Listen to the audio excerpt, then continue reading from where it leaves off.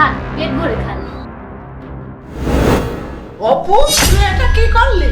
তুই টেবিলে বসিয়ে একজন ফকিরকে খাইতে দিয়েছিস?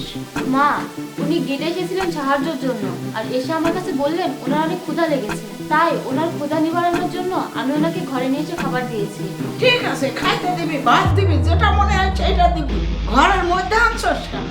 গেটের বাইরে বসিয়ে বাসি ভাত দিবি, পচা ভাত দিবি। এটা কেমন কথা বলছো? ওনাকে পচা ভাত কিভাবে দিব বলো? খাওয়া যায় নাকি? আর তাছাড়া মা, তুমি কি জানো না যে জিনিস নিজেরা খাওয়া যায় না সেই জিনিস অন্যকে দিতে হয় না? আর আমাদের তো বাড়িতে কত খাবার আছে, সেখান থেকে ওনাকে আমি কিছু খাবার দিয়েছি, তাতে কি এমন ক্ষতি হয়েছে বলো? মা, এখানে কি হয়েছে? এত চিল্লাচিল্লি হচ্ছে কেন? চিল্লাচিল্লি করবো না? তোর বোন কি করেছে জানিস? ফকিরকে আমার ঘরে বসিয়ে ভাত খাওয়াচ্ছে। মা, সে একজন ফকির, একজন ক্ষুধার্ত ব্যক্তি, আর তার মুখে খাবার তুলে দেওয়াটাই কিন্তু আমার বাবা আমাদের শিখিয়েছেন। আর যেটা অপু করেছে একদম ঠিক কাজ করেছেন, আমাদের বাবার আদর্শ ধরে রেখেছে। মা, তুমি ভাতের প্লেটটা ওনার হাতে দাও, উনি পেট ভরে খান। না বোন, আর খেতে হবে না।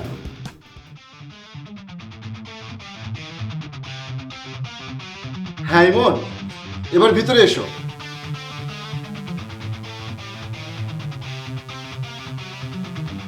এই, কে আপনি?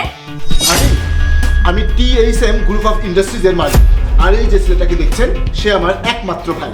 আমার ভাইকে আমি বিয়ে করাবো, সেই জন্য আমি হাজারো মেয়ে দেখেছি, কিন্তু আমার ভাই শুধু একটা কথাই বলেছে যে ভাইয়া, তুমি যত মেয়ে দেখো না কেন, আমি যাকে ভালোবাসি আমি তাকেই বিয়ে করব। কিন্তু আমার ভাই যাকে বিয়ে করবে তাকে তো আমার একটু দেখতেই হয়, কারণ আমার সংসারের চাবিটা আমি ওই মেয়ের হাতেই তুলে দেবো। অতএব আমি আমার ভাইকে বললাম যে না, তোমাকে আমার চয়েসেই বিয়ে করতে হবে। কিন্তু আমার ভাই তো পাগল হয়ে গেছে, সে যে মেয়েটাকে ভালোবাসে সেই মেয়েটাকেই বিয়ে করবে। তাই আমি বাধ্য হলাম সেই মেয়েটাকে দেখতে আসার জন্য, আর সেই জন্যই আমার এই ছদ্মবেশ। ইমন, মেয়েটিকে আমার খুবই পছন্দ হয়েছে, কারণ যে মেয়ের মধ্যে অহংকার নেই, হিংসা নেই, মানুষকে মূল্যায়ন করতে জানে, মানুষকে ভালোবাসতে জানে, সেই মেয়েকে অপছন্দ করার তো কোনো প্রশ্নই আসে না। আর হাতে 5 আঙ্গুল তো সমান হয় না, এক ফ্যামিলিতে যে সবাই ভালো হবে এমন তো কোনো কথা নেই। আর আমি সদাই নিতে এসেছি, আমি আমার সদাই পেয়ে গেছি। আপনাদের যদি কোনো আপত্তি না থাকে তাহলে আমি আমার ভাই ইমনের সাথে আমার এই বোনের দুটি হাত এক করে দেবো আজকে এবং এক্ষুনি, যদি আপনাদের কোনো আপত্তি না থাকে। দেখেছো ভাইয়া, আমি তোমাকে বলেছিলাম না ও অনেক ভালো মেয়ে? এর জন্যই তুমি যখন তাকে পরীক্ষা করতে চেয়েছো আমি তোমাকে কোনো বাধা দেইনি, কারণ আমিও চেয়েছিলাম তুমি নিজের চোখে গিয়ে দেখে আসো মেয়েটা কেমন।